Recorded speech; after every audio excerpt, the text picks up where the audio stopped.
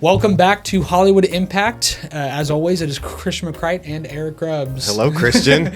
We look a little different today, so please, if you like it, let us know. If you don't, also let us know. I feel like I can just reach out and grab your hand right now. So today is about the Ministry of Ungentlemanly Warfare. I was looking forward to this movie for quite a while. Oh, I was too. I love this kind of movie. These like team up where each person's got their own like specialty. Yeah. You know, kind of like Ocean's 11 or the A-Team and Glorious Bastards. Yep. Or it's the one with the magicians. Magicians. Now You See Me. Now, yeah. You know, that kind of stuff. Jesse Eisenberg. Yeah. And Woody Harrelson. Yeah, those movies, those team-up movies are really cool. And this one, you know, set in the backdrop of World War II with this cast, directed by Guy Ritchie. I was like, I can't wait to see this movie. Because we love Guy Ritchie. He's awesome, dude. Oh, my gosh. But like as soon as the first trailer for this hit, I was like, oh, yeah. Especially since it played Another One Bites the Dust by Queen. And like things are blowing up as it just happens. In rhythm with the song. Yeah, like, it was just cool. It doesn't get much better than that. Yeah.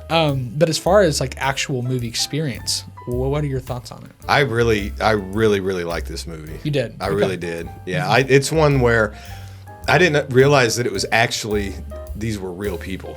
Like this really happened. I didn't realize till like halfway through the movie or something like that. Yeah, and so I thought that was neat in that, you know, it would be like I could see sequel potential here. Okay. Depending like if historically this guy, you know, Henry Cavill, if his character did something different after that, you know, I don't know. I really liked it. What do you think were the best parts about the movie? I think seeing Henry Cavill in a non-Superman role was really cool. In a non-superhero-ish. Well, like besides the Mission Impossible movie that he did, I don't remember which one it was. Fallout, but it wasn't a big role, it's right? My favorite one. So this is my first experience with him, non-Superman. Okay. And I thought he was outstanding. He's a really good actor. Yeah. He's a really good actor. I really enjoy him. And just with him and just seeing him outside of a superhero. I thought he did a really good job. Sometimes that doesn't always work for guys, but I think he pulled it off really well. It's refreshing to see like good actors like from superhero stuff go and actually do things that aren't superhero-esque. Yeah. So I totally agree.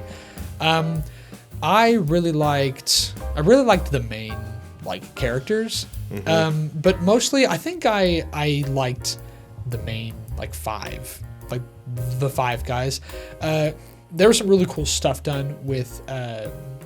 Her name in the movie is Marjorie. Marjorie. Yeah, it's Marjorie that looks like Majorie when you see it at the end. I'm like, Major, but I forget. That's how it's spelled sometimes. Her and Aaron, like Heron, the guy she's with the most of the movie. Yeah. Like I liked their stuff sometimes, but for me personally, I felt like I wish I would have had more time with the main five. Yeah. Or with the entire group in general, maybe. Yeah, I agree. Yeah, because like, I mean, I'm gonna try not to spoil it here, but it does like cut back and forth between these groups of people. Yeah, they're both groups are kind of doing their separate thing to prepare for this mission. Right. So they don't really come together until like the very end, and so, but I really liked the acting. The intro to this movie is really funny. Like whenever they're on this boat, and this is like not like a spoilerish thing because this is what the whole movie's about. But they're trying to fight Nazis, right?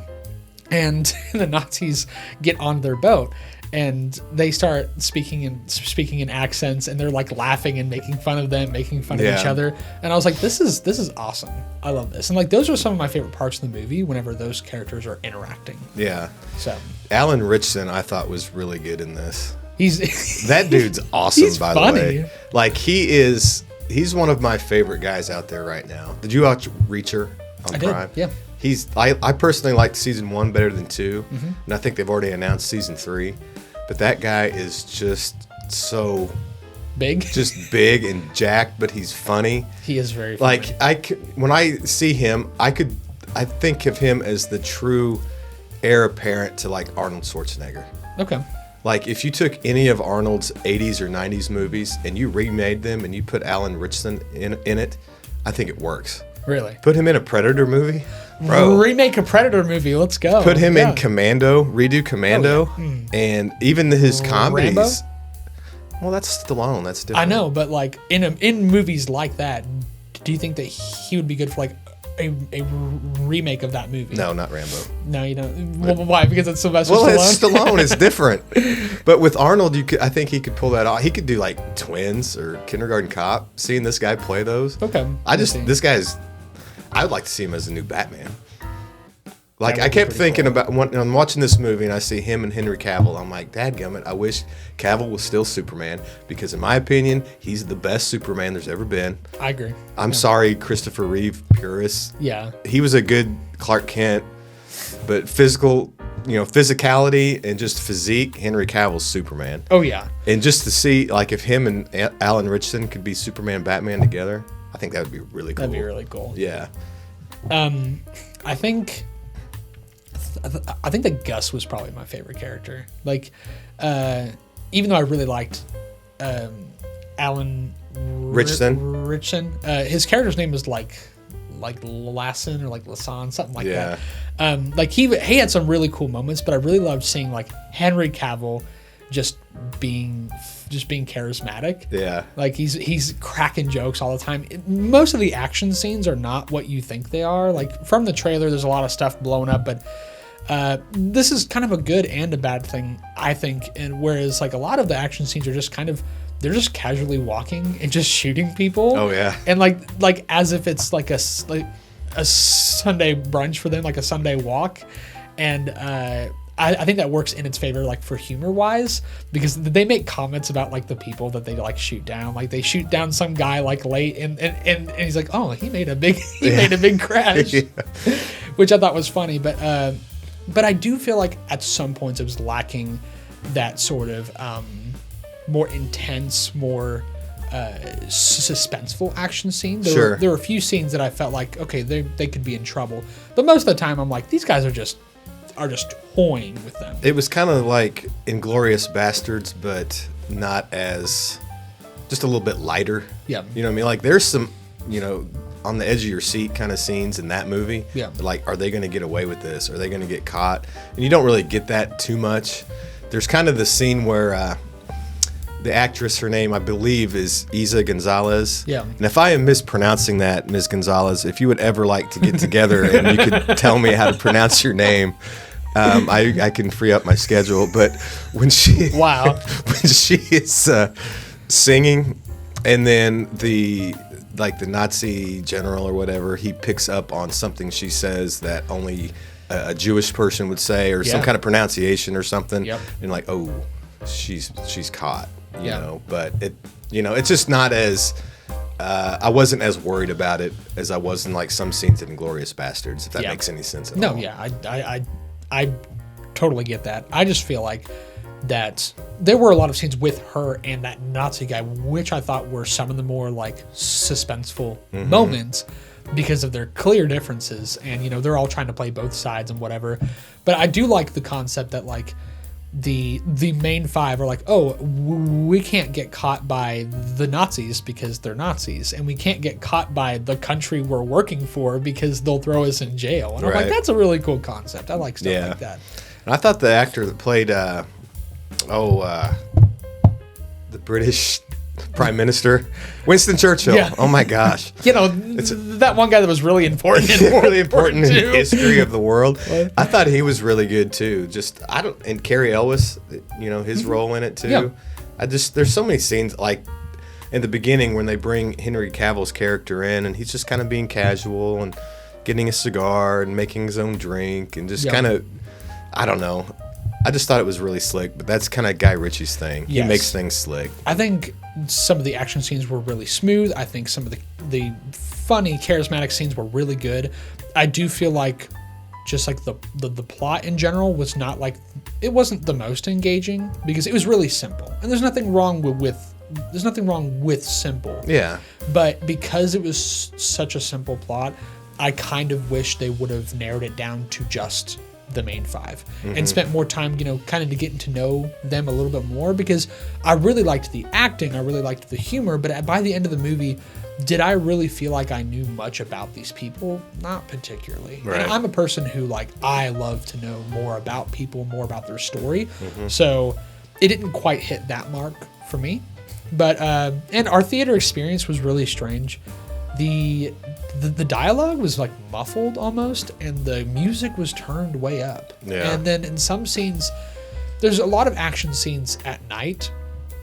And so for our theater, I don't know if it's because of our theater or our screen, whatever happened, the contrast was a little off. Where like the bright scenes were really bright and the dark scenes were really dark. Yeah. And it was really hard to see. And I think that I'm trying to be unbiased here because that definitely left an impact on my experience of the film. Yeah, I've had that happen to me before too, and it does kind of ruin the viewing experience. Yeah, I mean, you know something's not right, and you keep thinking about it. It's like it didn't make the movie worse. I just wish I would have gotten more of the movie that I think it was supposed to be. Yeah, and I wish I would have heard more of the dialogue. I love subtitles. I'm a subtitle guy, captions on everything. So I kind of wish I had those in that moment, but because I feel like I missed some key pieces of information. But overall, I think this is a solid movie. Yeah, I agree. I'd like to see a sequel. Like I said earlier, I don't know what historically these guys did, but if they would do one with Cavill and Gonzalez's character, and they team up with some Americans or something like that, and then you could. You know, like I've said in other podcasts, Guy Ritchie likes to reuse actors. He does. You know, so he could pick from Jake Gyllenhaal, Jason Statham, even Brad Pitt. You know, and have these guys team up with these. You know, for like another. Could you imagine? Oh man, it would be so cool. That would be so cool. Yeah, love. But no, Guy Ritchie is probably one of my top 3 directors. Top 3. Wow. Yeah, I really like this dude. His movies are good. But yeah, I agree. Really, really solid movie. What would you rate it out of 10? I'm going to give it an 8. It's a solid 8. Okay. And an 8 is a good score, I believe. Okay. 10s are rare for me. Yeah. 9s are exceptional, but 10s are really, or an 8 is a really, really good. And I like this one. I think I'm going to go a 7 on this. So I think we're going to split in the middle and go 7.5. But I think like one part of it has to do with the theater experience I had, where I felt like I didn't really get the whole movie. And if I didn't get the whole movie, I would feel bad giving it a higher score than it deserves. Because if it was just based on my experience, I'd give it a 6.5. Because it really dipped in and out where I'm like, I can't understand what they're saying. Okay, that's fair. And I was like, and they're speaking perfect English. And the parts where I could understand the most was when they're speaking other languages that are captioned on the screen. And I feel like that shouldn't be the experience for me. So I bumped it up a little bit just because I see the potential there. Sure. And I could definitely revisit this, and if they made a sequel from this, I would go and watch it. Yeah. So I think this is a solid 7. So we're going to split in the middle and go 7.5 for you guys. Yeah, but it's definitely a must-watch, guys. I think you should check it out, even in the theaters. The acting is really good. The acting's really good. So the good. Cast is amazing. The soundtrack is really good, too. Yeah. No, this is a really, really good one. Yeah. All right. Well, thank you so much for watching. Be sure to like, comment, and subscribe if you want to keep up with our content and support us. Eric, thanks you for another good episode. Yep. So see you guys later.